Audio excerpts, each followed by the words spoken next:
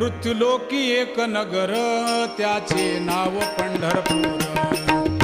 येथील मोकाशी उभा विटेवर पुंडलिक भक्तराज शोभे चंद्रभागातील. बोलती साधू संत जीवा वाटे हुरहुर.